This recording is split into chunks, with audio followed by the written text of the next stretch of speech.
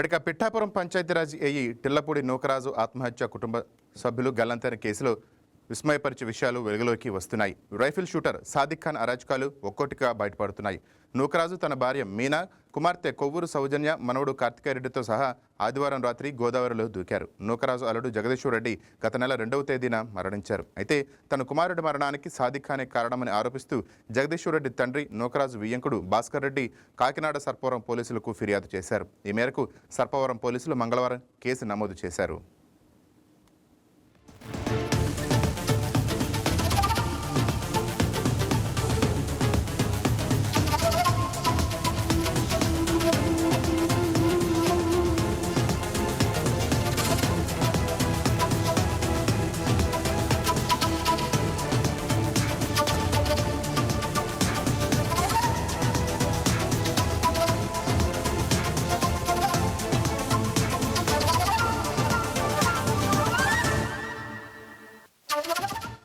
మరోవైపు గోదావరిలో దూకేందుకు ముందు నూకరాజు కుమార్తె సౌజన్య బండిలో ఉంచిన 3 కవర్లను పోలీసులు గుర్తించారు. సాదిక్ తనను తన కుటుంబ సభ్యులను ఎలా వేధిస్తున్నాడనే విషయంలో వాటిలో ప్రస్తావిస్తూ లెటర్ రాసినట్టుగా భాస్కర్ రెడ్డి తెలిపారు. అంతేకాదు తన కుమారుడు జగదీశ్వర్ రెడ్డిని కూడా ఏదో మందిచ్చి సాదిక్ ఖాన్ చంపినట్టు సౌజన్య ఆ లెటర్లో రాసిందని పోలీసులు తెలిపారు.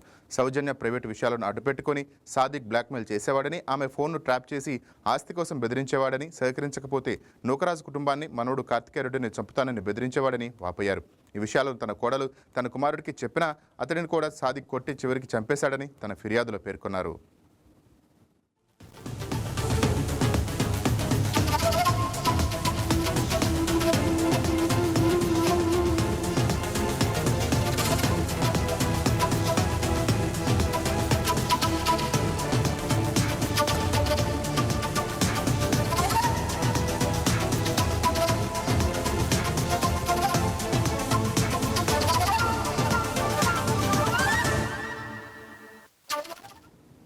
సాదిక్ ఖాన్ పైన పోలీసులు కేసు నమోదు చేసి ముమ్మరంగా గాలిస్తున్నారు. సుమారు 8 బృందాలు అతడి ఆచూకీ కోసం గాలిస్తున్నాయి. ఇదిలో ఉంటే నదిలో గల్లంతైన నూకరాజు భార్య మీనా, కుమార్తె సౌజన్య ఆచూకీ కోసం తీవ్ర గాలింపు కొనసాగుతోంది. మత్స్యకారులు, ఎన్డీఆర్ఎఫ్ సిబ్బంది పడవలో వెళ్లి గాలిస్తున్నారు. గల్లంతైన వారి దిగువకు వెళ్లిపోకుండా ఇప్పటికే ధవళేశ్వరం బ్యారేజ్ గేట్లను మూసివేశారు. పోలీసులు డ్రోన్లతో గోదావరిని జల్లెడపడుతున్నారు. రెడ్డిక దీనిపై మరింత సమాచారాన్ని మా తూర్పుగోదావరి జిల్లా ప్రతినిధి వర్మ ఫోన్ ద్వారా అందిస్తారు. రైట్ వర్మ, చెప్పండి.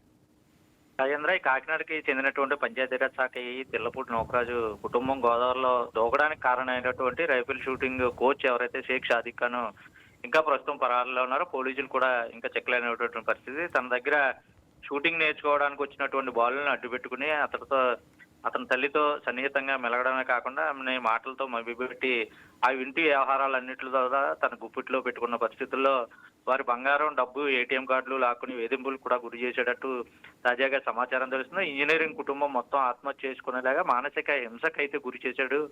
దానిలో భాగంగా జూలై 2న నూకరాజు ఏదైతే అల్లుడు జగదీశ్వర్ రెడ్డి చనిపోవడం వెనక కూడా సాదిక్ హస్తం ఉన్నట్లుగా తాజాగా వెలుగులోకి వచ్చిన నేపథ్యంలో జగదీశ్వర్ రెడ్డి తండ్రి భాస్కర్ రెడ్డి నిన్న కాకినాడ సర్పవరం పోలీస్ స్టేషన్ లో ఫిర్యాదు కూడా హత్యాత్మక కేసుతో పాటు మరో 5 సెక్షన్ల కింద కేసు కూడా నమోదు చేయడం జరిగింది. అయితే తాము ఆత్మహత్యకు పాల్పడేందుకు అందుకు కారణాలపై నూకరాజు పూర్తిగా కూడా లేఖ రాసి వాట్సాప్ గ్రూప్ లో పోస్ట్ చేసిన నేపథ్యంలో నూకరాజు కుమార్తె సౌజన్య కూడా ఓ లేఖ రాసి ఇంటి వద్ద తన స్కూటర్ డిక్కీలో కూడా పెట్టడం జరిగింది. ఈ విషయాన్ని ప్రాణాలతో బయటపడిన ఆమె కుమారుడు ఎవరైతే కార్తికేయరెడ్డి ఉన్నాడో అతను చెప్పడంతో పోలీసులు వాటిని కూడా స్వాధీనం చేసుకున్నారు. అందులో సాదిక్ గురించి ఏదైతే నూకరాజు కుమార్తె రాసిన లేఖన అధికారులు కూడా విస్తుపోయేలా చేసింది. ఎందుకంటే తన భర్త జగదీశ్వర్ రెడ్డికి పూర్తిగా కూడా విష పదార్థం ఇచ్చి సాదిక్కే చంపేశాడని, తన ప్రైవేట్ ఫోటోలను అడ్డు పెట్టుకుని పూర్తిగా కూడా బెదిరించాడని, ఆస్తి కోసం వేధించాడని, అతనికి సహకరించకపోతే తన తండ్రి నూకరాజుని అలాగే కుటుంబాన్ని మొత్తాన్ని కూడా చంపేస్తానని బెదిరించినట్లు పూర్తిగా కూడా నూకరాజు కుమార్తె ఆ లేఖలో పేర్కొన్న పరిస్థితులు అయితే ఉన్నాయి.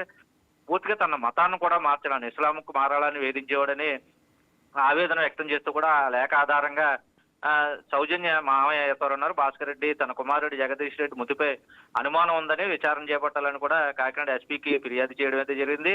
ఏదైతే తన ఇంటితో పాటు భర్త ఫోను అలాగే ఎస్బీఐ లాకరు తన తండ్రి ఆస్తి పత్రాలన్నీ కూడా సాదిక్ స్వాధీనం చేసుకున్నట్లు సౌజన్య లేఖలో ప్రస్తావించిన నేపథ్యంలో ఏదైనా తన మనవడికి కూడా ఈ విషయాలు చెప్పి ఆత్మహత్య చేసుకోవడం తప్ప మరో గత్యంతరం లేదని గోదావరి నదికి వెళ్లి స్పష్టంగా ఆత్మహత్య చేసుకున్నట్లు ఆయన చెప్పడం అయితే జరిగింది. అయితే నూకరాజు కుటుంబం ఆత్మహత్య విషయం తెలియగానే సాదిక్ కాకినాడ నుంచి అయితే పరారయ్యాడు. తన సెల్ ఫోన్ ను ఇంట్లోనే వదిలేయడం జరిగింది.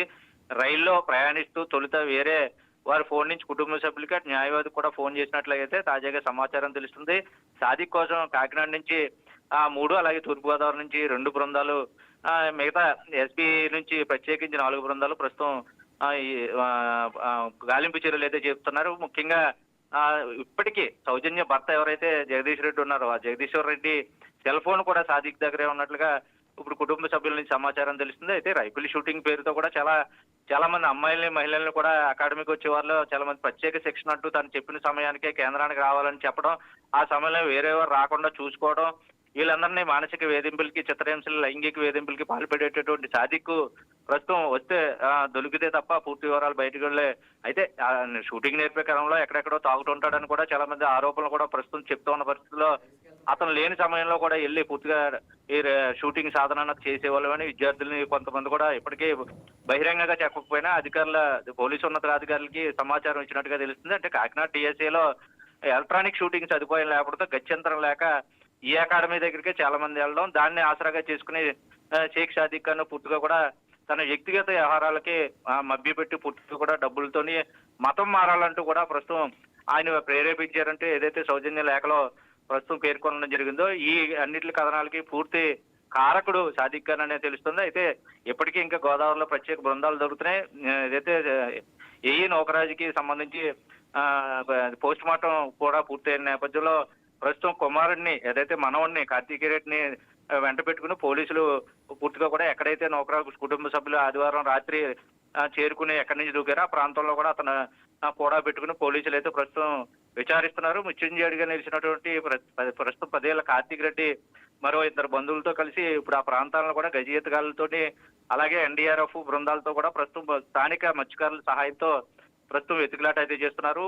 అదైతే నోకరాజు భార్య మీనా అలాగే కుమార్తె సౌజన్యానికి సంబంధించి వారి ఆచూకీ ఇంకా లభ్యం కాని పరిస్థితుల్లో పోలీసులు అలాగే ఎన్డీఆర్ఎఫ్ రెవెన్యూ బృందాలు తీవ్రంగా అయితే ఈ గాలింపు చర్యలను ముమ్మరం చేసిన పరిస్థితి ఉంది. అయితే సాదిక్ ఖాన్ ఎక్కడికి వెళ్ళాడు, పోలీసులు ఇప్పటికే అదుపులో తీసుకున్నారా అనే వార్తలు వచ్చినాయి. ఒకవేళ నిజంగా అదుపులో తీసుకుని ఉంటే కనుక 24 గంటలు అరెస్ట్ చేసి కోర్టుకి సబ్మిట్ చేయవలసి ఉంటుంది. కాబట్టి పూర్తిగా ఆ ప్రయత్నంగా కాకుండా పోలీసుల అదుపులోనే ప్రస్తుతం ఈ షేక్ సాదిక్ ఖాన్ ఉన్నాడు. పూర్తిగా ఈ కేసుకు సంబంధించి విచారణ చేస్తున్నారు. ఇదంతా సీక్రెట్ వ్యవహారంగా నడుస్తోంది అని చాలా కథనాలు వస్తున్నప్పటికీ పోలీసులు మాత్రం దీన్ని కొట్టేసి సాదిక్ ఖాన్ కోసం గాలింపు చేస్తున్నామని చెప్తున్నారు. ఎందుకంటే ఇంత ఘటన జరిగిన తర్వాత ఒక రోజులో విచారణ చేసి వివరాలు రాబట్టడం అన్నది కుదరదు. కాబట్టి ప్రస్తుతానికి పోలీసుల అదుపులోనే సాదిక్ ఖాన్ ఉన్నాడని పోలీసు ఉన్నతాధికారులు దీన్ని బాహాటంగా చెప్పకపోయినా సరే చిన్నపాటి ఉద్యోగస్తులు మాత్రం సాదిక్ ఖాన్ ఎప్పుడూ అదుపులో తీసుకున్నట్టు వాళ్ళు చెప్పిన సమాచారాన్ని బట్టి మనకు తెలుస్తోంది.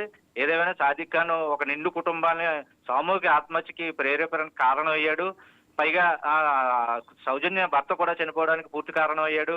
వీళ్ళు ఏమీ చేయలేని పరిస్థితుల్లో ఎంతో గుట్టుగా గౌరవంగా ఎవరికీ తెలియకుండా గౌరవంగా బతికి సమాజంలో తమకంటూ ప్రత్యేక గుర్తింపు తెచ్చుకున్న కుటుంబానికి పూర్తిగా కూడా కాలయముడే ఈ సాదిక్ ఖాన్ అని ప్రస్తుతం ఆ తోటి బంధువులు చెప్తున్న పరిస్థితి అయితే ఉంది. అయితే సాదిక్ ఖాన్ దొరికిన తర్వాత కేసు దర్యాప్తులో పూర్తి వివరాలు వెల్లడి చేస్తే గానీ ఈ కుటుంబానికి సంబంధించి ఆత్మహత్యకు సంబంధించి పూర్తి వివరాలతో కూడినటువంటి కథనం ఒక ఎండకాటు పడే అవకాశం లేదైతే రాజేంద్ర.